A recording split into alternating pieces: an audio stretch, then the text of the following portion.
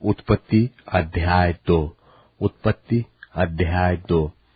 यो आकाश और पृथ्वी और उनकी सारी सेना का बनाना समाप्त हो गया, और परमेश्वर ने अपना काम जिसे वह करता था 7वें दिन समाप्त किया, और उसने अपने किए हुए सारे काम से 7वें दिन विश्राम किया। और परमेश्वर ने 7वें दिन को आशीष दी और पवित्र ठहराया, क्योंकि उसमें उसने अपनी सृष्टि की रचना के सारे काम से विश्राम लिया। आकाश और पृथ्वी की उत्पत्ति का वृत्तांत यह है कि जब वे उत्पन्न हुए, अर्थात जिस दिन यहोवा परमेश्वर ने पृथ्वी और आकाश को बनाया, तब मैदान का कोई पौधा भूमि पर न था, और न मैदान का कोई छोटा सा पेड़ उगा था, क्योंकि यहोवा परमेश्वर ने पृथ्वी पर जल नहीं बरसाया था, और भूमि पर खेती करने के लिए मनुष्य भी नहीं था। तो भी कुहरा पृथ्वी से उठता था, जिससे सारी भूमि सींच जाती थी। और यहोवा परमेश्वर ने आदम को भूमि की मिट्टी से रचा, और उसके नथनों में जीवन का श्वास फूंक दिया, और आदम जीवता प्राणी बन गया। और यहोवा परमेश्वर ने पूर्व की ओर अदन देश में एक वाटिका लगाई, और वहां आदम को, जिसे उसने रचा था, रख दिया। और यहोवा परमेश्वर ने भूमि से सब भांति भांति के वृक्ष जो देखने में मनोहर और जिनके फल खाने में अच्छे हैं, उगाए, और वाटिका के बीच में जीवन के वृक्ष को और भले या बुरे के ज्ञान के वृक्ष को भी लगाया। और उस वाटिका को सींचने के लिए एक महानदी अदन से निकली, और वहां से आगे बहकर 4 धारा में हो गई।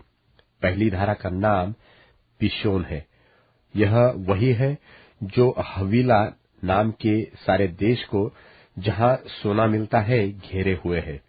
उस देश का सोना चोखा होता है, वहां मोती और सुलेमानी पत्थर भी मिलते हैं।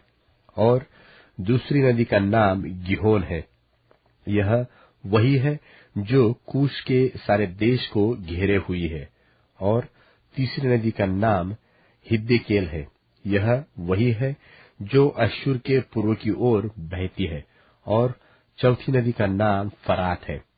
जब यहोवा परमेश्वर ने आदम को लेकर अदन की वाटिका में रख दिया कि वह उसमें काम करे और उसकी रक्षा करे, तब यहोवा परमेश्वर ने आदम को यह आज्ञा दी कि तू वाटिका के सब वृक्षों का फल बिना खटके खा सकता है, पर भले या बुरे के ज्ञान का जो वृक्ष है, उसका फल तू कभी न खाना, क्योंकि जिस दिन तू उसका फल खाए, उसी दिन अवश्य मर जाएगा। फिर यहोवा परमेश्वर ने कहा, आदम का अकेला रहना अच्छा नहीं, मैं उसके लिए एक ऐसा सहायक बनाऊंगा जो उससे मेल खाए। और यहोवा परमेश्वर भूमि में से सब जाति के बनेल पशुओं और आकाश के सब भांति भांति के पक्षियों को रचकर आदम के पास ले आया कि देखे कि वह उनका क्या क्या नाम रखता है। और जिस जीवित प्राणी का जो नाम आदम ने रखा, वही उसका नाम हो गया।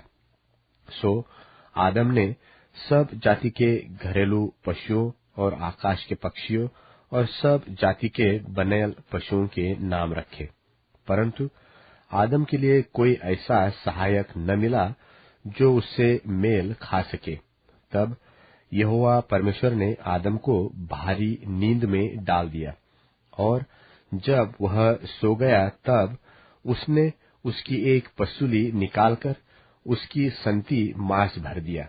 और यहोवा परमेश्वर ने उस पसुली को, जो उसने आदम में से निकाली थी, स्त्री बना दिया, और उसको आदम के पास ले आया।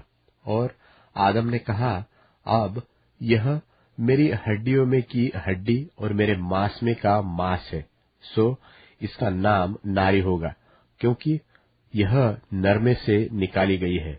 इस कारण पुरुष अपने माता पिता को छोड़कर अपनी पत्नी से मिला रहेगा, और वे एक ही तन बने रहेंगे। और आदम और उसकी पत्नी दोनों नंगे थे, पर लजाते न थे।